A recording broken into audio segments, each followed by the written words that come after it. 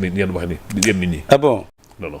alors Omar xam naa li ñu dese ci temps bëriwul bëggoon naa ñu gën a yaatal sax ci secteur de la justice bi alors sànq junj nañ ko par rapport ak sortie bi Ousmane Sonko defoon ci conseil bi wax également ba junj un groupe de la presse qui est la TFM ba jàpp ne sax ñooñu daanaka ay militants waratuñ fa dem notamment waa PASTEF parce que dafa jàpp ne dañ leen di xeex dem na sax ba ne ku ko xeex vraiment mu xeex la ñu gis ne kenn ci suñuy naataango ku ràññeeku muy Papa Ngagne Ndiaye ci sortie yi nga xamante ne def na ko en tout cas les 2 dernières émissions yi mu présenté donc à travers son émission hebdomadaire Faram Facce wax na ci am na lu ko ci topp vraiment à travers les réseaux sociaux des militants yoo xam ne dañuy défoulé ci kawam dem nañ sax bay tudd papam est-ce que ce n'est pas en quelque sorte regrettable.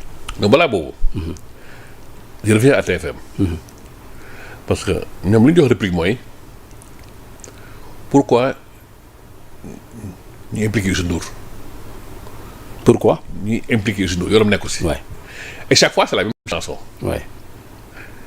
du ñëw fi joxe ordre. est-ce que du lu dal Sonko moo ko dal aussi. du ñëw fi non c'est pas la même chose. man góobu argument. parce que bëri na quand même li ñuy tudd Sonko ci loo xam ne Sonko jàpp na ne il n'en est pour rien du tout. c'est différent kii moo ko moom. mais Sonko il te dit qu'il est le président de PASTEF. waaw Sonko il prend les mesures à PASTEF mais fii mais dans ce cas si Omar si Youssou ne prend pas des décisions à la TFM. laisse-moi argumenter. allez-y. ku comme TFM. Youssou Ndour. ouais. xam nga nañu xool nañu comparer. ouais. en France Bolloré moom la plupart des télé. mos nga dégg Bolloré wax si benn télévision wala si benn rajo wala si benn journal mosoo ko dégg mosoo ko dégg de. à l'époque Berlusconi il avait un empire médiatique mos nga dégg Berlusconi ñëw na si benn rajo wala télé wala benn journal la mosoo ko dégg mosoo ko dégg. te pourtant tout le monde sait que c'est eux qui faisaient la ligne mais tu les vois jamais mais am na ay canaux ay moyens pour doxal li ñu bëgg.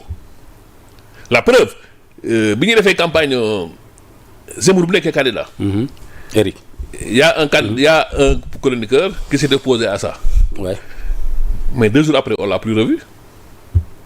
il a été licencié.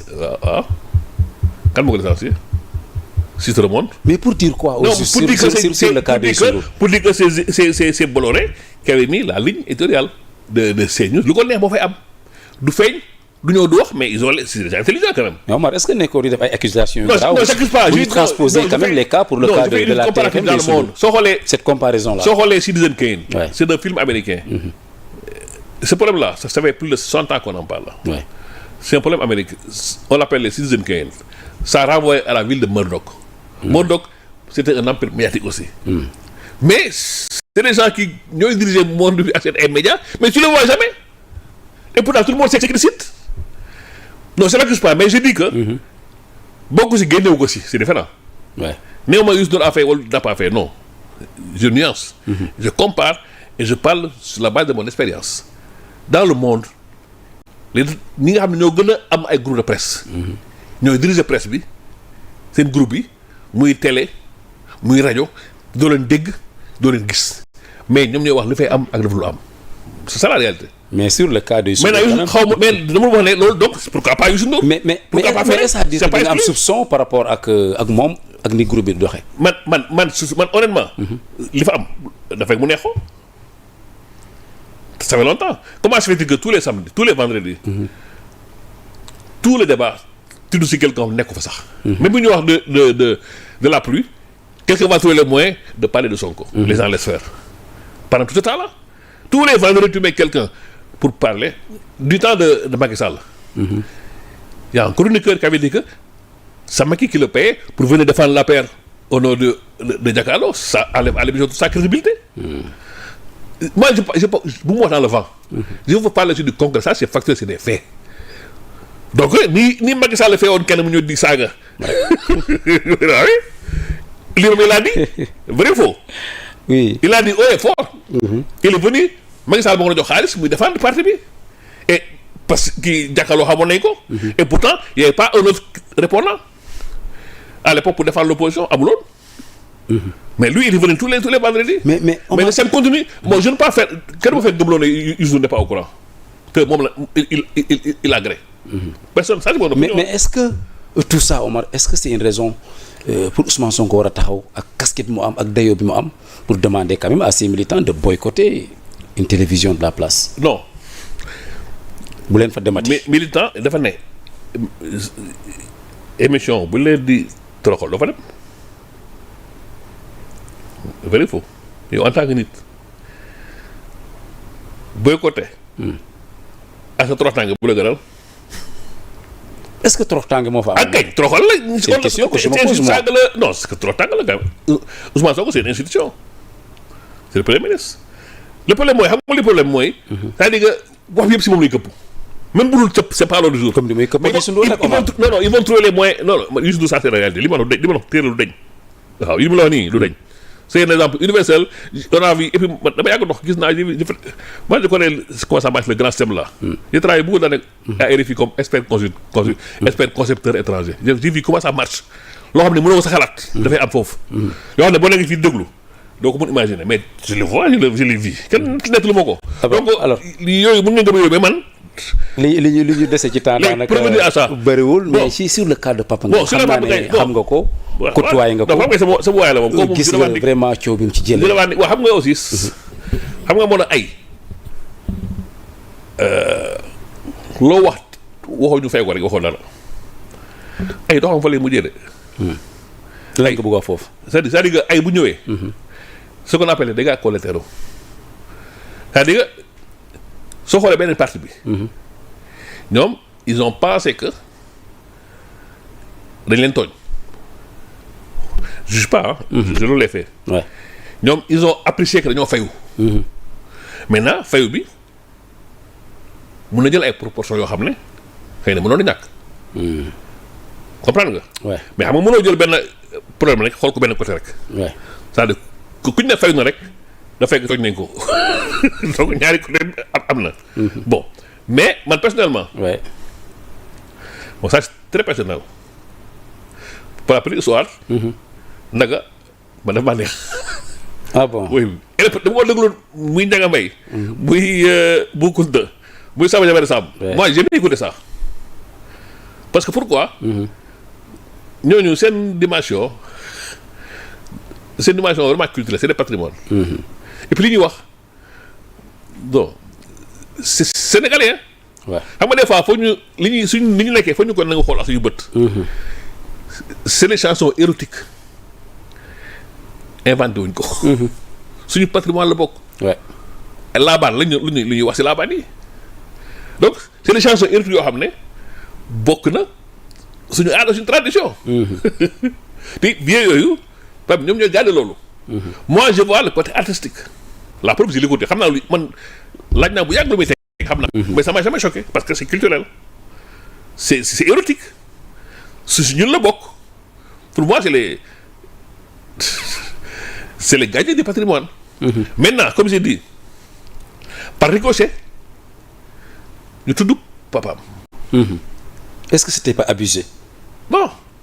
c'est un journaliste. il travaille dans la boîte. c'est toujours il place quelques mots. xooloo c'est toujours ñu jéggi ko dem ci papa ji. c'est toujours abusé. xooloo doo contrôler c'est toujours abusé moo tax ma ne c'est ça qui est déplorable c'est-à-dire que moo tax ma ne c'est une question d'approche. la vision que j'ai si problème boobu. ñu ngi koy saa xam nga amuñu boobu vision. waay. moi je vois la dimension artistique. la dimension culturelle ñooñu c'est des pas yoo xam ne ay non dafa neex ak seen yooyu da ngay toog di yëngu doo ko tey non man j'aime bien même indépendant dafa neex la première fois que j'ai entendu ça. xaw ma lu ñuy def. mais dama ko doon passer en boucle. am c'est là comprendre ne en fait dañuy attaquer paa bi. xam nga bon en fait ils l'ont pas attaqué. parce que tudd ñu ba léegi tudd ñu paa bi mais quand même. mais c'est une manière quand même de tourner en dérision. c'est une critique mu ne ko suggestive. c'est-à-dire que c'est pour stigmatiser li muy wëy parce que dégg naa ñaari nit di tekki li muy wëy. donc mais quand même. et qu'est-ce qu'ils ont dit. ah. ñi ko doon tekki lu ñu wax. ah yow li muy tekki yow xam nga xam naa ko. non man si séeréer xaw ma lu muy. non non xam nga ndaga c'est érotique. érotique mooy lépp loo xam dafa nekk intimité góor ak jigéen loolu da bokk suñu vécu. soo ko waxee soo ko waxul. ñaari cousin si biir nekk. góor a jigéen si nekk xamul ñëpp xam nañu lan lañ fay def donc mais pourtant dina woo ba jeexal te doo xam lan la ñuy wax. Ndaga Ndiaye kan xamul luy Ndaga. alors Ndaga c'est très érotique. c'est ça aussi la portée artistique et culturelle. c'est-à-dire di nga apprécier musique bi mu neex la mais xamul sax lu ñuy wax. tey bu ñu waxoon bu loon affaire bi. ñu bari du ñu xam lu muy tekki man pour man je prends le bon côté des choses. le côté positif. le côté positif mooy. au moins on a rendu hommage au vieux. Ouais. pour sa contribution culturelle au patrimoine. Il faut voir les choses comme ça. Des fois, il faut être positif. Parce que comme j'ai dit man ni kuy fayu. lu ma la mere. parce que kuy fayu da lay jéem a gaañ. et c'est légitime. est-ce que comprends nga. mais tout dépend de comment tu prends les choses. même bu doon xam nga sax man je le vis comme ça. c'est-à-dire c'est un hommage qu'on rend à l'œuvre culturelle. noonu la ko Pape gisee. waaw c'est ça que man personnellement. même avant lii c'est ça que j'ai vu. J'ai dit il a dit qu'il va faire interview, c'est une bonne idée. ñu tas. et comme ni nga ko waxee nee na il l'a côtoyé. waxtaan na ci ak moom moi je l'ai côtoyé. de toi à moi le vieux xëy na Papa Ngagne sax xamu ko. il vient chez moi. il venait chez moi yàgg na. donc non et puis nit matul daal. mais ça veut dire que il faut prendre le bon côté des choses. comme j'ai dit mais saaga fayu kii fayu il veut faire mal. et souvent quand il fait mal tous les moyens sont bons. xam nga aussi xam nga du ko du man maa def loolu. xam nga du soog a def loolu. xam nga du kenn def loolu. c'est vrai. donc ça veut dire que boo demee il faut des fois yoo xam ne il faut en rire. il faut en rire. je parle beaucoup des choses. c'est-à-dire que.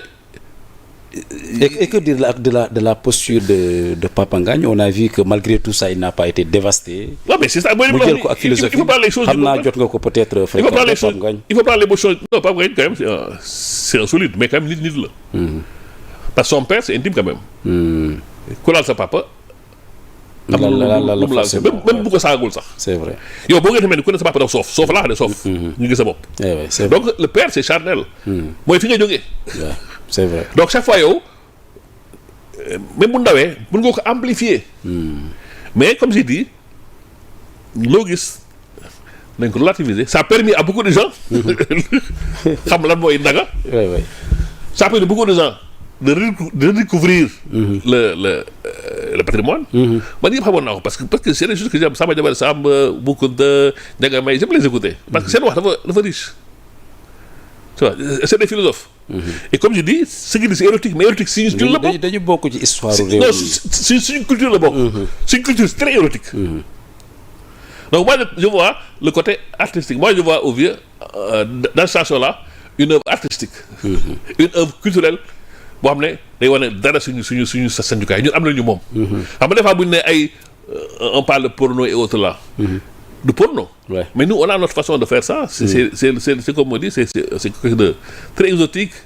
c'est trop très intime mais c'est nous.